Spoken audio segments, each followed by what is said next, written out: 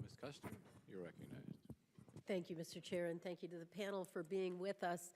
I have a question on the academic medical centers. And in New Hampshire, where I'm from, we have a top-rate academic medical center, Dartmouth Medical School, and a close relationship with the VA. Dartmouth is also affiliated with a very, very large medical center, one of the rare rural tertiary hospitals in Lebanon, New Hampshire, and also a series of clinics around the state, including my district. And my question is, when you talk about including academic medical centers, are you also including their network of care in a situation like this where they run clinics all around the state? Yes, we want to sign up as many providers as possible.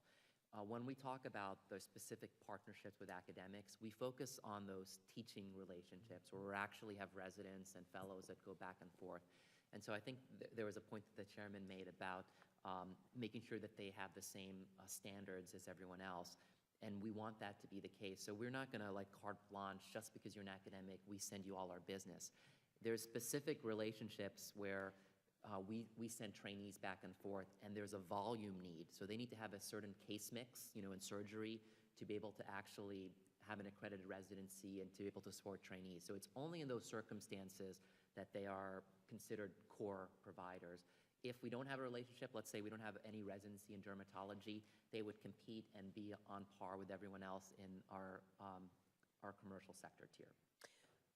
Okay, I understand that from your perspective. I want to understand it from the veterans' perspective. Was your answer meant to lead to the veteran being able to access the care in their community through these clinics? Yes, I think from the veterans' perspective and the community providers' perspective, we are interested, and I'm sure Dartmouth is an excellent institution. We'd love to sign up every single one of the providers. And so from the community provider perspective, we want them all to join the network. And that means more choice for the veteran. And along the lines of the indicators of quality, I just want to make a point. Representative Kaufman came to New Hampshire for a regional field hearing on our heroin epidemic, which we now know that 4 out of 5 heroin users started on prescription medication.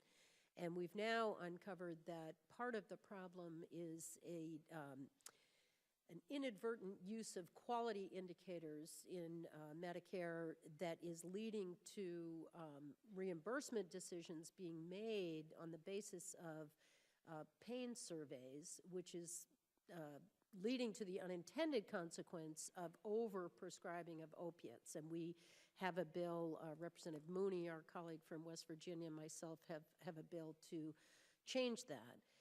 But I'm concerned, and I want to put this on the record right up front, that not be used as a quality indicator in anything that you may be doing, because veterans have had a very challenging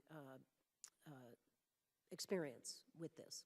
Yeah, and I would agree with that. I think there's this is one of the things that we distinguish ourselves from the private sector. I think they probably had a well-intentioned reason to do those satisfaction surveys, but I've seen many of my colleagues that are excellent clinicians, and they're doing the right things, and that may mean not prescribing an opioid, but maybe physical therapy or acupuncture, and because the patient didn't walk out with a prescription, they give them a bad score, but they're actually excellent doctors. So we have to be very clear about the metrics that we use. I definitely would agree with that. Yeah, and if we could just say that right up front, that any type of, you have to think through what might happen in using these different metrics.